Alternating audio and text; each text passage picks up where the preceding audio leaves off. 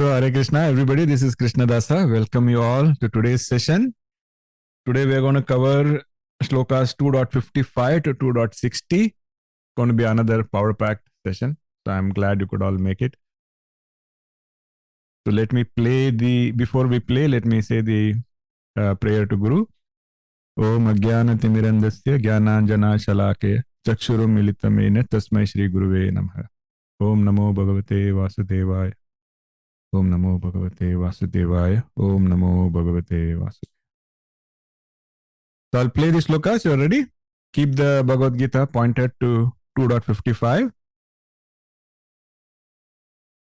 Shri Bhagavan Uvacha Prajahati Yada Kaman Sarvan Parthamanogatan Atmanyevatmana Tushta Sthitaprajna Sadochyate Dukheshvanudvignavana Sukheshu Vigataspruhaha Vitaragabhayakrodha Sthitadhirmuniruchyate Yasarvatranabhisnehastattatprapya shubhashubham Nabhinandanti nadveshti tasya prajna pratisthita Yada samharate chayam gurmongaliva sarvashah Indriyani indriyarthebhyastasya prajna pratisthita Vishaya vinivartante niraharasya dehinaha Rasavajam rasopyasya param drishtva nivartate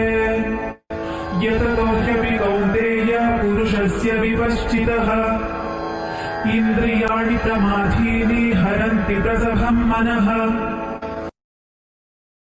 Hare Krishna. So today I think Suchita ji was going to read. Okay, we can start. Hare Krishna. 2.55.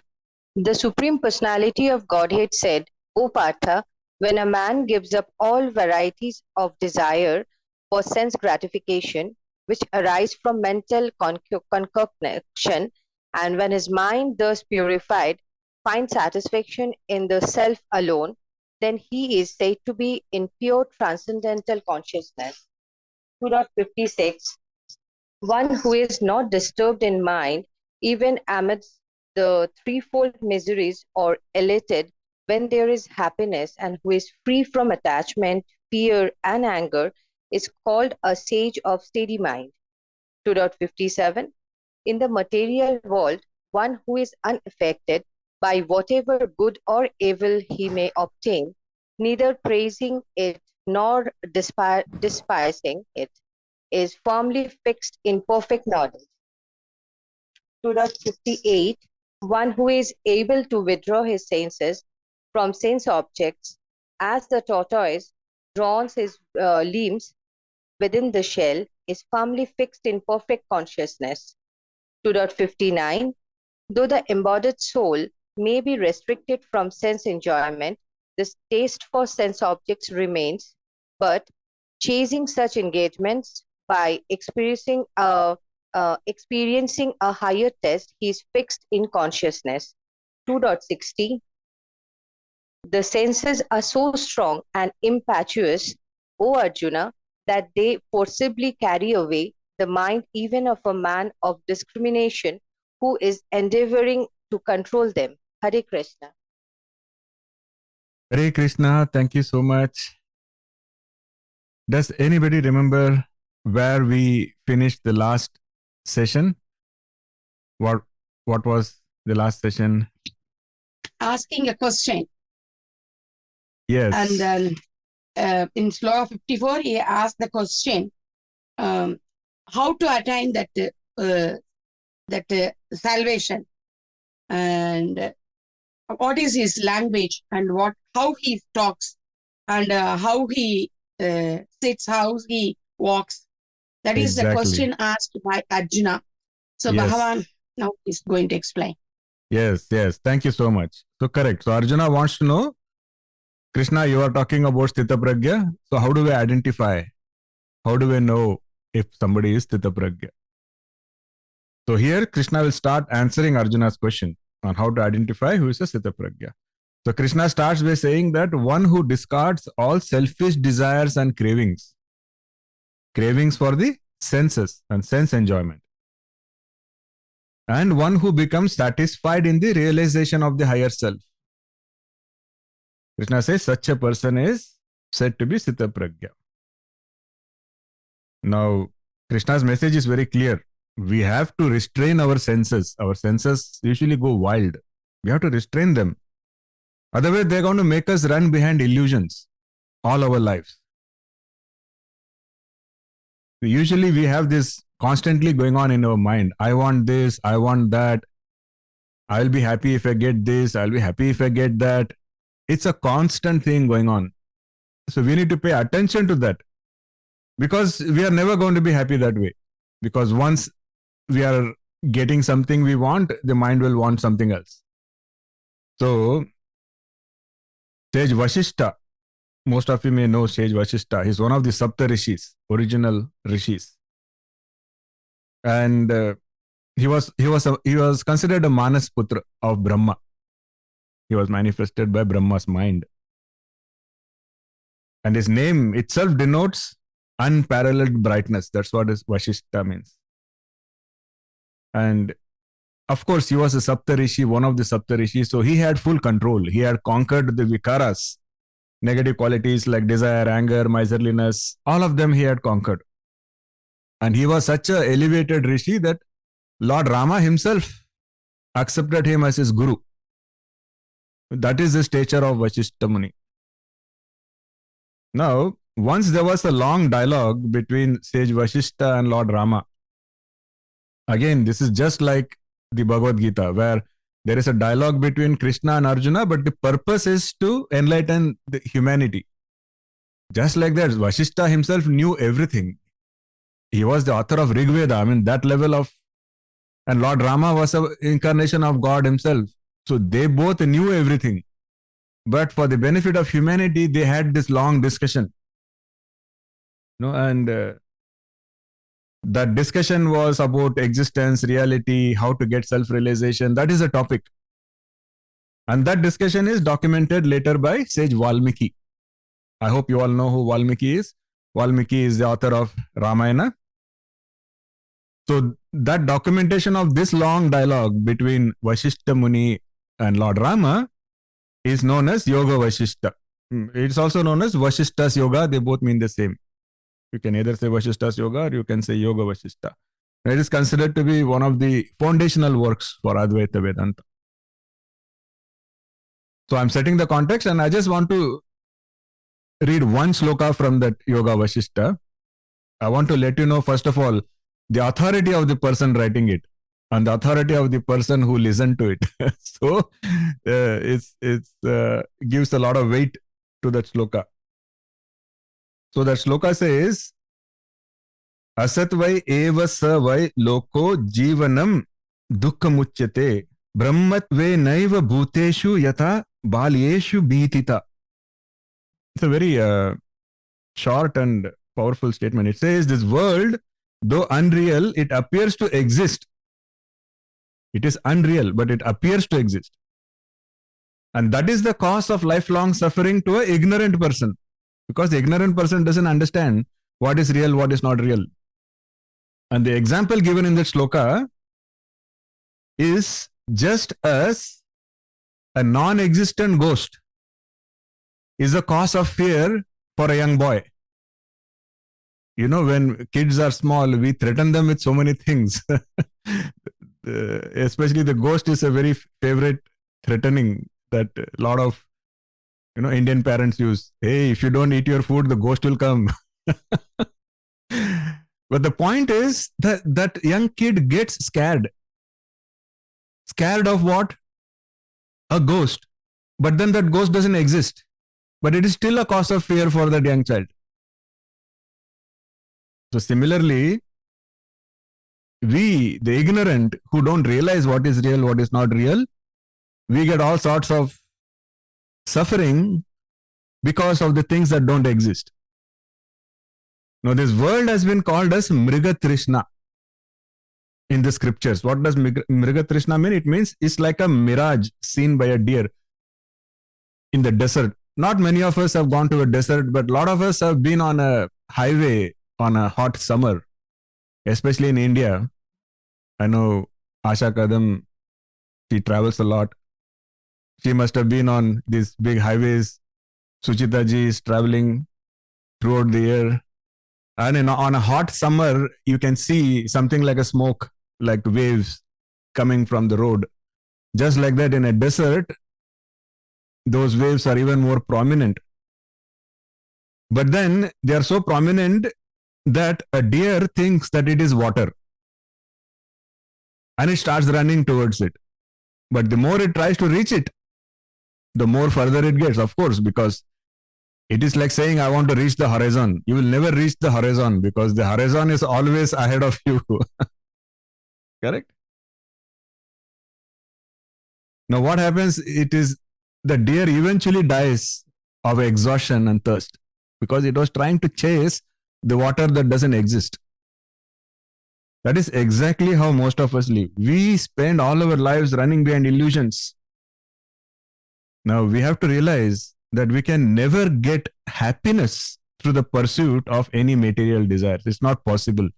That's the truth. The sooner we realize, the better it is for our life. Now, there is a story in Chandogya Upanishad that explains the nature of the world and all. But before that, I want to also make sure that we all introspect. Just a little bit of introspection. You look at our own lives from childhood. So many things we have desired. When you are very young, the desire is very simple. I want a box of chocolates. And you think that is it. If you get it, I will be happy. But what happened?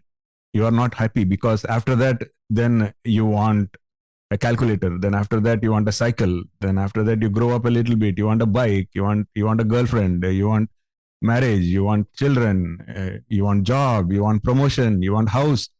Never ends. It's always, the horizon is always ahead of you. Mriga Trishna.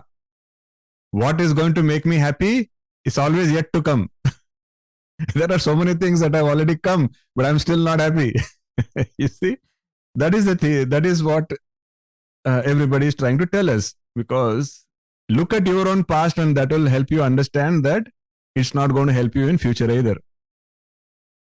So there is a story in the Chandogya Upanishad. There is a wise sage named Uddalaka, and he's sharing his wisdom with his son Svetaketu. The Svetaketu had just finished his formal education, but it was a formal education, theory. So his father wanted to explain to him in a more realistic way. Has anybody seen a banyan tree here? You all seen? Wow, that's nice. Okay. Keniji has not seen. Keniji banyan tree is a very popular tree in India. It is tied with a lot of spirituality. But technically, the banyan tree is one of the largest trees on the planet. If you let it grow, the one tree can grow to more than an acre or two. Like it keeps growing. It has these roots coming down from the branches. Those roots stick to the ground. Then more comes up, and it's an enormous tree. And so Uddalaka says, can you bring a seed of the tree, banyan tree? So Shetaketu brings the seed, and then the sage says, split it open. So he splits the seed open. And what do you think he finds inside? Any guesses? Small seeds. No. The You can whole try it. world. If you get your hands on a banyan seed, maybe go to eBay and buy one. You will find it out. But if you touch it, it will smash it, no? But we cannot. The banyan, you're telling, no? No, the seed is pretty firm. So the point is, if you open the seed of a banyan tree and if you look inside, there is nothing. It is emptiness. Oh. How do you explain this? So Shetaketu was surprised. He's like, Dad, such a huge, enormous tree, and the seed of the tree, when I split it open, there is nothing inside. Isn't that amazing? One of the largest trees on the planet has sprouted from a seed which had nothing inside. What kind of a miracle is this? So Uddalaka then explains, he says, though you could not see anything inside the seed, an entire banyan tree was there. And the entire banyan tree was able to sprout and grow from that, right? Because that invisible essence which was inside the tree, it inside the seed, the invisible essence that was inside the seed has manifested as a tree now, with branches, fruits, and everything. The sage says, just like that, the essence of the universe, you may not be able to see it, but that is how the entire universe has manifested from apparently nothing. So that is what we call as Brahman. That nothingness which you cannot perceive. The entire universe has manifested from that. Now, to explain it in a slightly different manner, Uddalaka tells his son, take a pot of water and put a handful of salt in it and mix it well, let it dissolve. So he does it. The salt dissolves in the pot of water. After that, Uddalaka takes water from different parts of the pot and tells him, taste it. And he says, what was the difference? He says, there is no difference. Every part of the water was salty. So Uddalaka says, again, just like that, the essence of the universe or Brahman is permeating everything. So no matter which part of the universe you touch, Brahman is there. The same essence is there. So that is how Uddalaka was explaining the concept of how the absolute is everywhere and permeates everything. Krishna will also talk about this. He will go into more details later on, but this is an idea. So what was he trying to say? He was trying to say how everything is a manifestation of the same supreme personality and how everything is connected and part of the same, because the fruits of the banyan tree may be fighting amongst themselves, saying, I am more beautiful, I am more ripe, I am green, you are blue, whatever. But they don't realize they all come from that same seed. You see? Now, this will make more sense when we go further into the explanation of a Sthitaprajna, why we are talking about it. So, as discussed earlier, Krishna says, when the intellect is covered by ignorance, it becomes the fertile ground for desires. Why do some people have so many desires? They're all the time running behind desires because their intellect is covered by ignorance. So first, you need to get rid of the ignorance through rightful knowledge. That is why avidya has been termed as the top obstacle to spiritual evolution. Avidya means ignorance. We have to work on that. So this Bhagavad Gita is the best way, one of the best ways to get rid of that ignorance by this divine knowledge. Now, it is not easy to get rid of desires, and we need the help of the divine, and we need the help of the Guru. As we get more and more established, so this is how it works. You have to be willing. Once you are willing, you have to take the initiative. You take the initiative, have the humility, seek guidance, and be consistent. When you are consistent, you will start developing vairagya. And as we discussed in the previous session, that vairagya becomes nirvedam, which is paravairagya. Now, another important aspect is the first line of the shloka says, Prajahati yada kaman sarvan manogatan. Very, very powerful statement. It says that when lust or desires of the heart are discarded. See, just not having desires does not mean that you have become a Sthitaprajna. Very important thing to understand. Because, there are a lot of chronically depressed people, or there are people who have mental issues. They will come and say, I have no desires in life. But that is not a Sthitaprajna. They are just desireless, and that is for a different reason, because they have lost interest in everything. A Sthitaprajna is somebody who does not have desire, and Atmaneva Atmana Tushtaha. In other words, instead of the material desires, you are filling it with the bliss of self-realization. So you have to be empty of desires, but then full of the bliss of self-realization. That is what is Sthitaprajna. So Adi Shankaracharya has explained this in Viveka Chudamani. It's probably one of the best definitions of a Sthitaprajna which I have come across. That's why I took it from Viveka Chudamani. He says, Nirdanopi sada tushtah apyasahayah mahabalah nityatruptah api bunjanah api asmah samadarshanah. What does it mean? Nirdanopi means without any riches. Sada trushtah, still always content. Apyasahayah, appearing to not have any help or external support. Mahabalah, still very powerful. Nityatruptah api bunjanah. In other words, he is not enjoying any sense objects, but still he is always satisfied. Api asmah, he is incomparable. Such a Sthitaprajna, they are beyond comparison. They are elevated souls. But samadarshana, in spite of knowing, in spite of being incomparable, without a parallel, they still see everybody equally. They don't have that pride or ego. See, so many things come in one shloka. That is a Sthitaprajna, according to Adi Shankaracharya. Isn't that a beautiful state to be in? What can you ask for? I mean, you don't have money, but you are still content.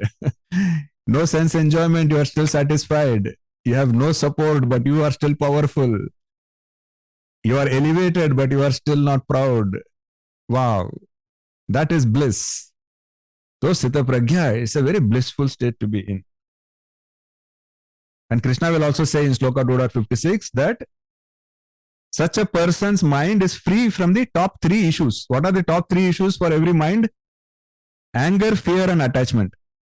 They give rise to the other vikaras also. So we have to be careful not to have anger, fear, and attachment in our minds.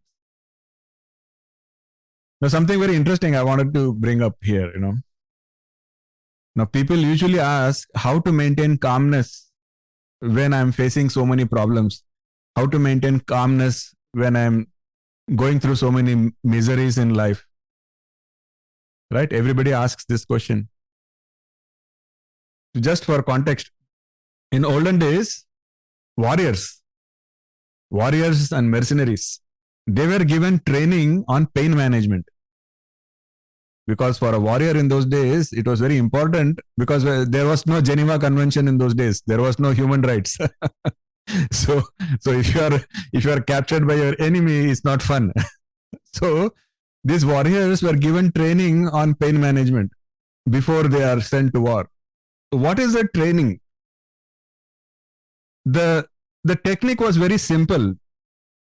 It is based on the fact that majority of our pain comes from memories of past pain and anxiety of what pain will come in future.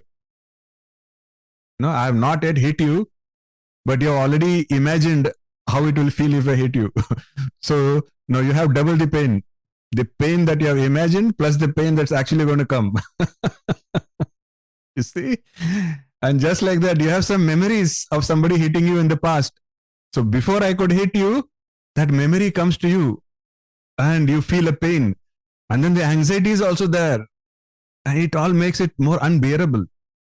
The training is very simple. The training says just stay focused on that moment and just try to manage the pain at that moment, whatever pain is there. Don't be swayed by past memories and don't be distracted by anxieties of what will happen in future. That is such a simple training, but it helps these mercenaries and these warriors actually go ahead and handle all the pain that comes their way. That is a lesson for us. Focus on the current situation. That's what a lot of people say, live in the moment. What does it mean, live in the moment? We cannot live anywhere else, right? I mean, we can only live in the moment. So what does it actually mean? It means is don't let your mind get disturbed by what happened in the past or based on the fear of what is going to happen in the future, because what happened in the past, there is no way you can change it. It has already happened. What is going to happen in the future, it is not in your control. So just focus on what is happening right now and how can I handle my current situation. Very powerful advice. Of course, the one thing we have to keep in mind is it is not just enough to be in the moment. I mean, that is what mercenaries do, warriors do. We are not aiming to become a mercenary or a warrior. Now, what is important is be in the moment and establish your mind in God. That's what differentiates us. So the same training that is given to the warriors and mercenaries applies to us. And if we just add the devotion to God part, we become God's soldiers. Then we become Bhakti Yogis. That is the powerful training here. So again, Krishna also says, Krishna has repeated this many times. Desires. Buddha has said the same thing. Desires are a big problem. They don't let us become Sthitaprajna. So how do you manage your desires? Now, there is a big misconception. This misconception is there everywhere. Young people, old people, men, women, everybody I have seen. Probably even I was a victim of this not long ago.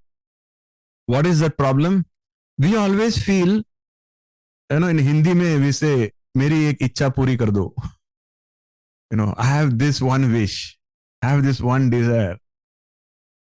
I will be happy if it is fulfilled. Now, a lot of these saints and sages have categorically said it is not possible to get fulfillment.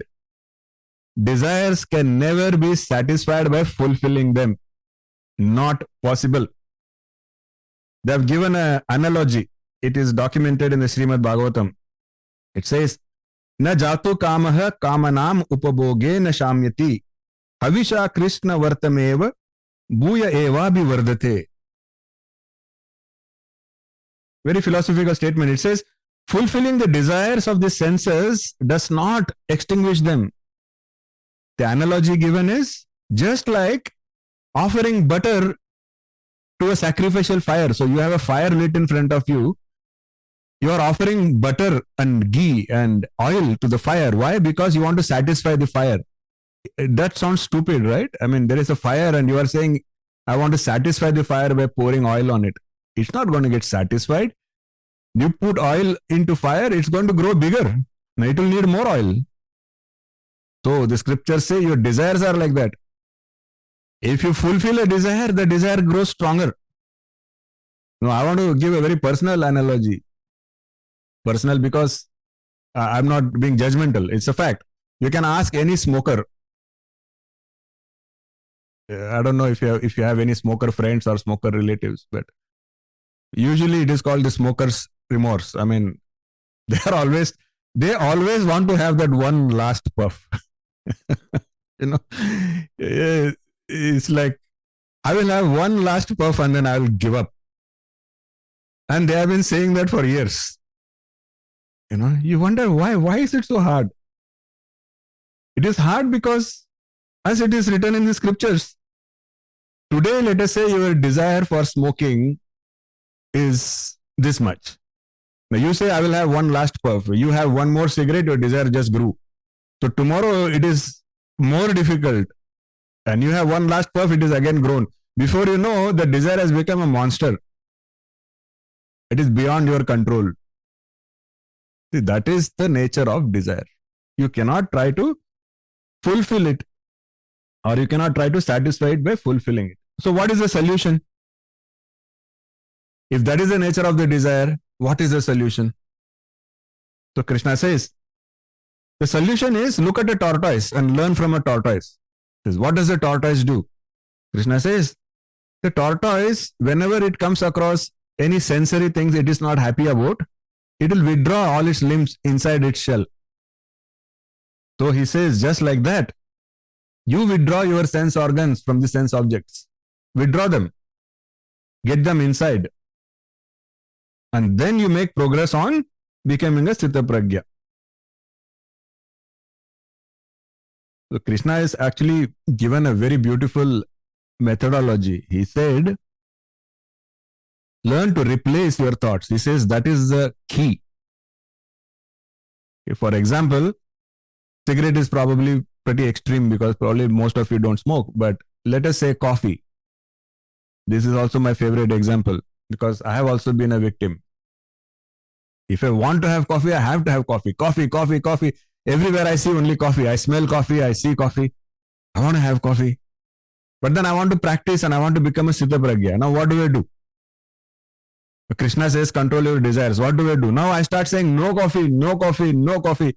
But the joke is, I'm still saying coffee. Whether you say yes coffee or whether you say no coffee, the object in your mind is still coffee. It doesn't change the situation, because the key is your mind should be on God. So Krishna says, withdraw your senses from the sense objects and replace your thoughts, your desireful thoughts, with thoughts of God. So instead of saying, I want coffee, just say, I want Krishna, I want God, I want spiritual progress, I want devotion. That is not hard to do. Try doing it. And Krishna says that will work. So he is given a 2-step process. Step 1, withdraw your sense organs from the sense objects. Means don't give in to the desires. It's very powerful. Every time you give in to a desire, it becomes stronger. Every time you deprive your desire, it gets weaker.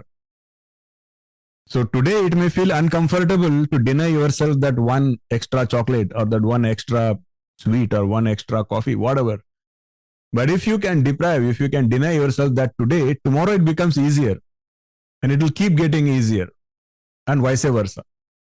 So first, withdraw. Second, recognize the inner saboteur.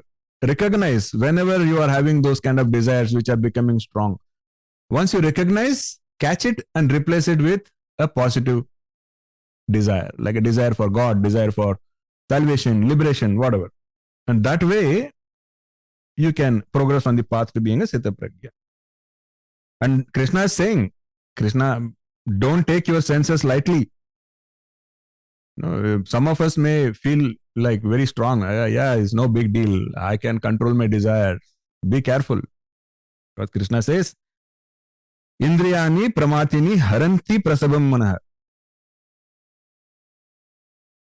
The turbulent senses can violently carry away the mind, even of a wise person. So know your enemy is very strong and powerful. And we have to also understand that we may not win always. Sometimes we may have failures. And we shouldn't get totally dejected or discouraged, because it's okay if you lose some battles. The key is to win the war. So you lose a few battles, you don't get discouraged, you don't give up. You keep fighting. Because spiritual evolution is not like a 100-meter sprint. Spiritual evolution is like a marathon. And you have to keep running. What is the only way to win a marathon? Do you know? You have to keep running. That's all. If you want to complete a marathon, you just keep running. Just like that, for spiritual evolution, you don't give up. You just keep doing it again and again and again. That be consistent. And Adi Shankara, he has given a very beautiful explanation of the dangers of senses. Some of you may have heard it already. It is again from Viveka Chudamani. It is verse number 76. There he has spoken about 5 animals: Kuranga, Matanga, Patanga, Meena, Bringa. Each of those animals has a weakness for one sense organ. And because of that weakness, it gets trapped and killed. So what are those 5 animals? Kuranga means the deer. Matanga means elephant. Patanga is a moth. Meena is a fish. And Bringa is a black bee. Now, what are their weaknesses? So first he starts with Kuranga. He says, Kuranga has a weakness for sense of sound. The deer has a weakness for sense of sound. So hunter can play a melodious music and the deer will get totally distracted. And it is easy to shoot and kill the deer. It's not just melodious music. Any kind of sweet sound, the deer gets totally engrossed and distracted. And the elephant has a weakness for touch. It says that in Kerala, in South India, it is said that when they want to catch a wild male elephant, but elephants are enormously strong. You can't mess around with them. So in the jungles, when they want to capture a wild male elephant without actually injuring it, without shooting it, if they want to still capture it, they say that they'll just send a female elephant, a domesticated female elephant near that male. And then the male gets so engrossed in the touch of the female that it doesn't even realize that somebody is coming and chaining it. So that is the second animal, Matanga. The third is Patanga, a moth. It has a weakness for sense of light. You have seen all those machines we use to capture these insects. It has a blue light in it, and they just go and commit suicide. Pretty much, they all go jump into it because they have a weakness for light. They cannot resist. The fish has a weakness for sense of taste. That is why you can put a hook and catch a fish. Have you ever come across a fish that looks at a worm and says, "No, not for me"? It will always want to taste the worm, and that is how you catch a fish, right? So the weakness for taste becomes the doom for a fish. And the bee has a weakness for smell. If there is a flower, it smells good, the bee has to go. The bee has to do its thing. The smell is overpowering for the bee. And you can see many times you can find bees trapped inside flowers because the bee cannot realize that it's had enough. It is so engrossed in the smell. Sometimes it gets trapped in the flower and it dies. So you can see how weakness of one sense becomes the cause of doom for these animals. Now think about humans. We have weakness for all five senses.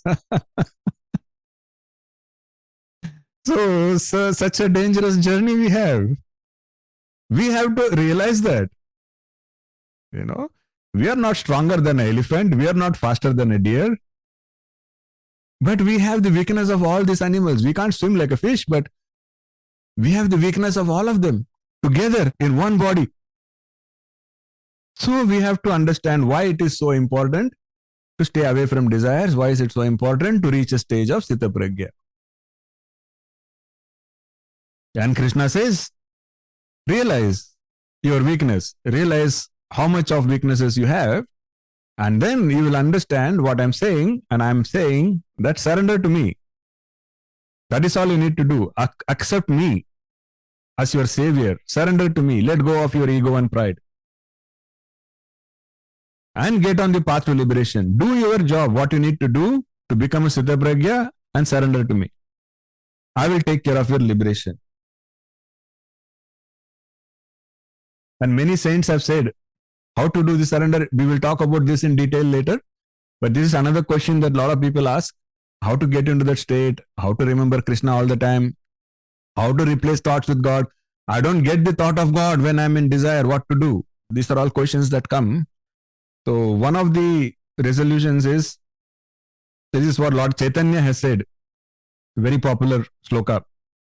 He says, Harer nama, Harer nama, Harer nama eva kevalam, kalau nasti eva, nasti eva, nasti eva gatiranyata.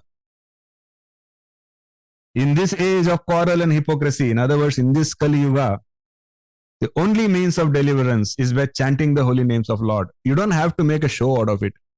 You don't have to stand on the streets and yell God's name. That's not the point. You can say it in your mind. Let it be a constant background. Whenever you remember, whenever you catch yourself, remind yourself, let me say the name of God a few times in my mind. That is what is going to help us reach liberation. There is no other way.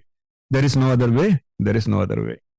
So with this thought, I will conclude today's session. Hare Krishna. Thank you again for your wonderful divine satsang. Very grateful for each one of you and your association. Are there any pressing questions or comments? Thank you. Most welcome. Yeah, Kalpana ji reminded me that in one of the previous sessions, when we spoke about this topic of Matanga, Kuranga, Patanga, all the five animals and senses, I had asked everybody to spend the night introspecting which sense they think is their biggest weakness. We are all not made the same. We all have different levels of, sense cravings. So you don't have to tell me, you don't have to disclose it to anybody, but definitely introspect and maybe spend the night asking yourself, which of my five senses are the weakest for me? Like, in other words, am I able to find it very hard to resist taste? Tongue, is the tongue the problem? Or am I not able to resist sweet talking, sweet music? Is ears my problem? What is it that you find most difficult to handle? Introspect on that and focus your energy on that first. The others will automatically come under control. So thanks for reminding that, Kalpana ji. Okay, the floor is open. Any comments, any questions, you're welcome. Otherwise, we can. Sulata ji is wanting. Okay. Yes, Sulata ji. Hare Krishna. Well, can you explain, Vinayji, those three kinds of sufferings which you said, isn't it? That is Adi Bhautik, Adhyatmik, Adidevik. Yeah, that is from Sankhya philosophy. We will come to that in the next session also. Yes. Yeah. Basically, they talk about, issues that come from outside, issues that come from inside, issues that come from the yeah. Anika ji, everything clear? Yes, Vinayak Prabhuji. Hare Krishna, Hare Krishna. Okay. I think, chapter 2 itself is a condensation of Bhagavad Gita, because Krishna has tried to condense all the concepts in one chapter, and then from 3 onwards, he will go a little more in depth into each area. So that is why chapter 2 will be pretty intense. Every session you can see we are covering so many concepts, so many topics. But from 3 onwards, we will be going more depth-wise. But chapter 2, I think we should try not to miss any session. You should not miss any session, because the satsanga is what is important. I always tell everybody, even today people tell me, oh, it's okay if I don't attend. I can listen to your recording. I say, if listening to recording is enough, you don't need my session. There are hundreds of thousands of recording already available on YouTube, right? So you may not realize, but when we are listening to the session with the satsang, there are portals that are opening in our mind, which doesn't happen when we are listening alone. There's a separate energy that gets created, and it is called the collective consciousness. So that's one reason why I'm grateful to all of you for your association. So, Guruji, yes. one question. Yes. There is Sthitaprajna and there is Samatvam. I'm getting a little, there is an overlap. It doesn't mean the same? Yes, Sthitaprajna has mastered Samatvam. Samatvam just means ability to handle the dualities of life calmly. Shitoshna Sukha Dukkha means summer, winter, happiness, joy. The ability to practice moderation and ability to handle these calmly. That is a Samatvam. That aspect is called a Samatvam. That is part of being a Sthitaprajna. Okay. Sthitaprajna is a person, and Samatvam is a quality. Okay. And it is one of the qualities of a Sthitaprajna. Okay. And throughout, starting from this 55, all the way up to 70, Shri Krishna will keep talking about the various aspects of a Sthitaprajna. Today we covered many aspects, right? Like how that person is able to, even if he doesn't have wealth, he is still content. Even if he is not enjoying the senses, he is still satisfied. Even if he doesn't have external support, he feels powerful. These are all so many aspects of a Sthitaprajna. In the Bhakti Sutra, we covered a shloka, if you remember.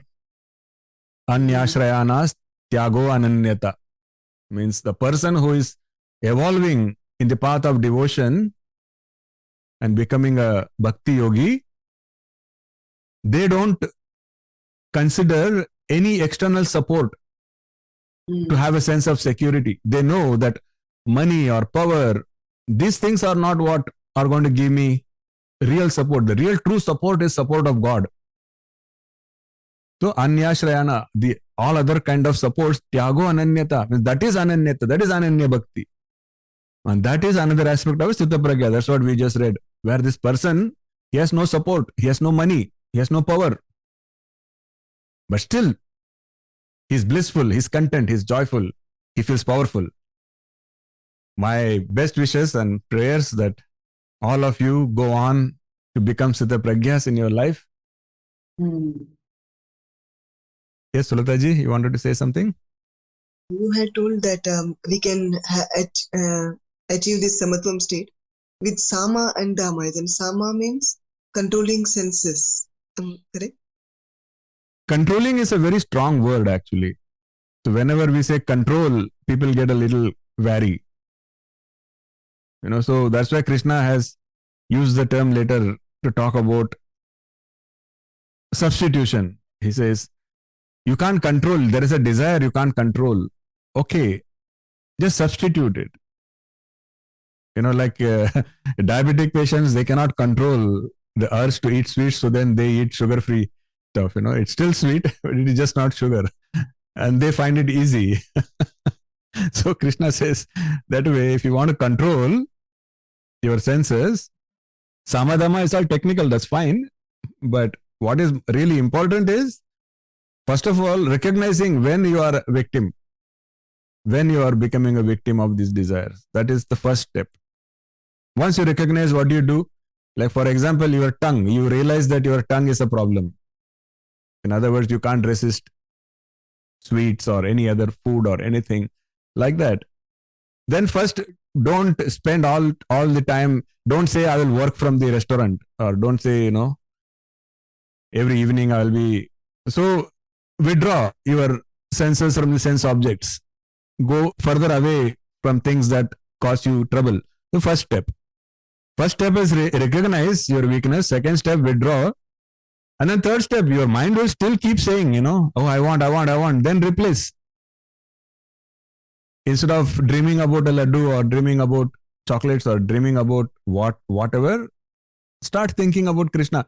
See, the technique, the concept is like this. I don't know if somebody is here from the deep south rural parts. Like, I spent some years there.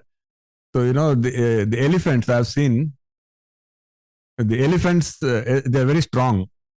And their trunks, the trunk of an elephant is very powerful. And many times it keeps swinging and hitting here and there, and it will keep grabbing things on the way. So what these villagers do is they will give a piece of wood to the elephant to hold. So it is holding the piece of wood and it stays busy throughout the journey because it needs something to do with its trunk. The mind is like that. That is why they say in the West, an empty mind is a devil's workshop, because the mind needs something all the time. So Krishna is saying, learn the art of substitution, because just like giving a piece of wood to the elephant, give good thoughts to your mind. That is doable. That is always doable.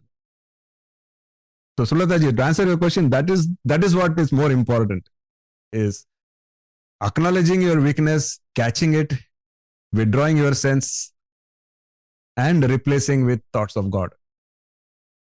Thank you.